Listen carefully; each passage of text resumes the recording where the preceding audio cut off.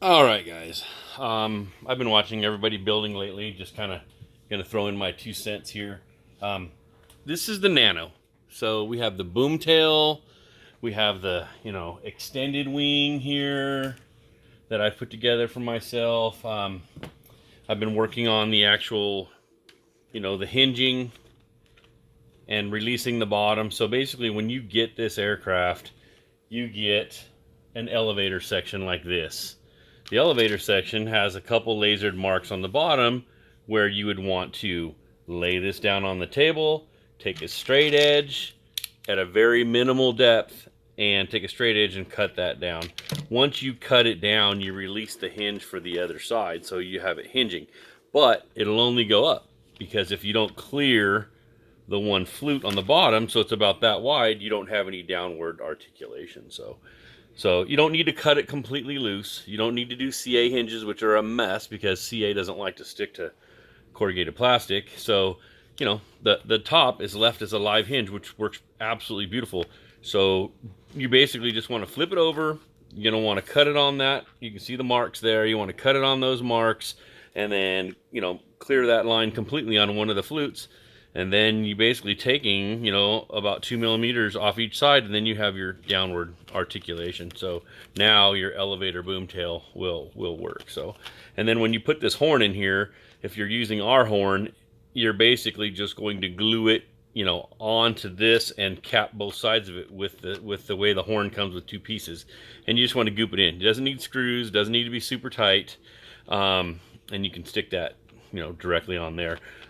You can, if you want, you can put a fiberglass rod in the elevator, but it's pretty darn stout. I usually put a fiberglass rod. I'll literally coat it with goop, and I'll put a fiberglass rod in the last flute, and then I'll put another fiberglass rod in one of the very first flutes. And then after that's all gooped in there, I'll go ahead and lay this on the table and press this overnight. And then once that is done, I will take the servo and I will put a piece of tape on the top of the servo after having everything centered, and then I'll take the servo and slide it right down into its slot, and then fold the tape over to the wire, run the wire along the leading edge, and then I have another tape. And then the bottom, the servo comes out the bottom a little bit, but that's where I put my glue around the perimeter. So on the top, the servo is flush, but on the bottom, I have a little bit of goop around there, so the servo itself is glued in but flush on the top. And then again, this one here, I haven't opened up that hinge line yet, but I'm going to be laying this on the table with the straight edge, and I will be clearing out this flute here, so I have articulation. Don't cut it completely loose, and it's an absolute mess. When it comes to the actual boom tail, what you're going to end up doing is you got to put the diamonds in, and what I usually do is just slide the diamonds in, make sure they're in flush, and then I'll go ahead and put a dab of goop on each side, and then after those dry, I'll dab of goop on each side of this side. And then one of the fiberglass rods, I will lay either the fiberglass rod on here or down into the next one, and I'll lay one fiberglass rod covered in goop in that channel. And then the same here on the first channel or the first channel in, I will run another layer of goop and a fiberglass rod, and then I will press this down overnight while those rods dry, and then I'll come back and assemble these pieces. The assembly on these pieces is pretty, it's pretty darn straightforward. What you would want to do is you're going to, have all of this stuff done and pretty much pre-built. So you would slide these together. You have all your, fiber rods and everything in there. And then you're going to run a bead of goop around here, run a bead of goop around here. And then after you put that bead of goop around there, you press this guy in. And this guy here just adds a little more strength to the side. And then you have, this is tapered so you have nice articulation for your elevator. And you can actually build this kind of while it's on the fuselage, so you have everything nice and lined up, and make sure it's lined up and set so it's nice and level and lined up overnight with your glues drying. But I usually let the glue dry and everything on this and on these fiber rods and everything for the night before, and the same with the elevator tail. And then after that stuff's dried, and then I'll assemble it. And then your wire that ends up going out from your elevator here, if you want, you can tape it right along the side. You can poke a hole in there if you want to get all kinds of crazy creative, or you can drop it right in up in here and drop it in there too. So it just depends on how anal that you really want to get. So that covers pretty much the boom tail. It makes it super simple for you to go ahead and assemble. So I'm going to come to this side and end up adding a couple dabs of glue on this too. And I don't use CA on any of this because it just doesn't stick. I use either Goop or E6000. Any of the Goops work really good because they're pretty much the same thing. E6000 is a little bit thinner. I like the Goop because it's a little thicker, doesn't seem to run. Works really, really, really well.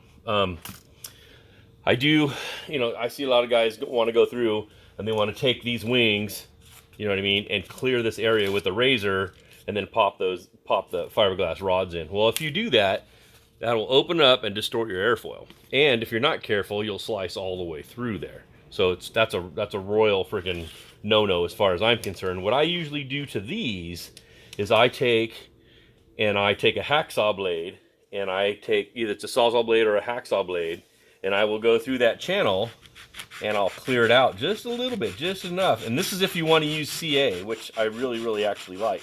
Once you break that bead up in the bottom of the channel and you make it slightly deeper, and I'll do that so it's, you know, going down to the left a little bit.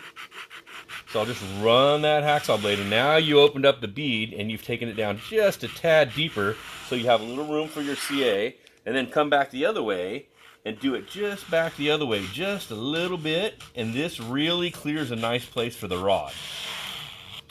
So that rod, now you can come back in here after you check it to fit, but you go, you know, basically you come in and now it's perfectly flush. If it's sticking up a little bit, go back with your blade again and just clear any of the area out that might be a little bit of a pain.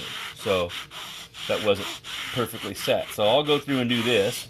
And before even doing this, I'll make sure all this is fairly straight.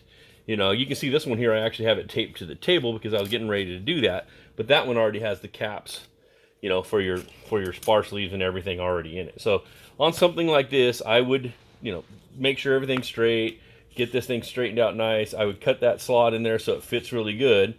Once that looks like it fits really good, I would lay a bead of CA in there, not crazy thick, but a little bit thick, and I'll use thick CA.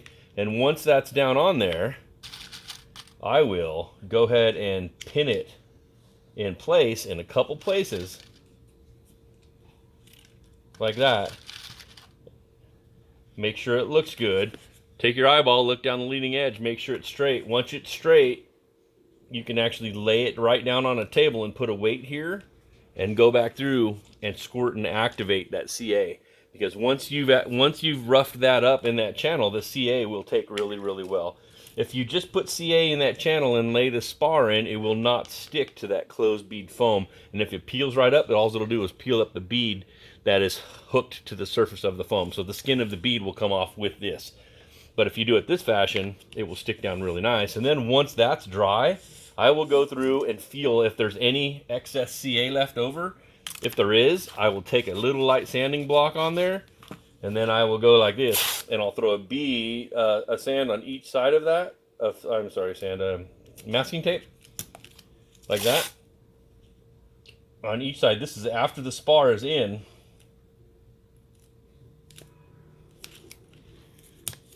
And now the spar's in. I did a little light sanding so it's not rough. I'll pull the cap off this guy, and I'll run him right over the top, make sure he's smooth.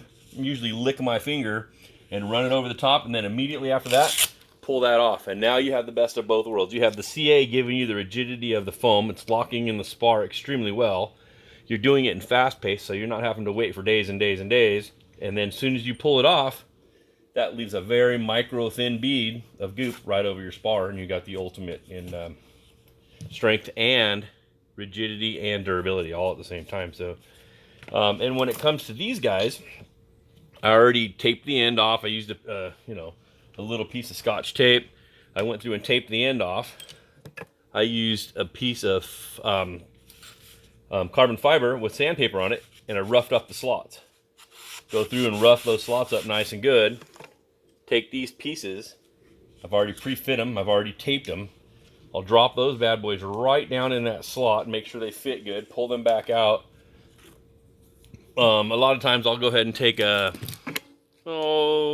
a popsicle stick, clip the end so it's nice and square, but go ahead and drop a thin bead of CA in the bottom of this channel. Boom. You don't have to go great. You don't have to go crazy. CA works amazing on this fiberglass sleeve material. So push that right down in that channel. Make sure she's stuck really good. Give it a little bit of pressure. Boom. Throw a little activation in there. Now that, since you've roughed up the bead in the bottom of that channel, the CA is going to stick really, really good to that.